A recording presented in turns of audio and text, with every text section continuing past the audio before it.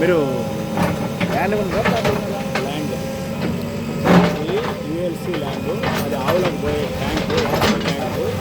వీళ్ళు ఆవులు అవి ఉన్నాయని చెప్పినా వీళ్ళు వినకుండా మీరు వాయిస్ చేయండి.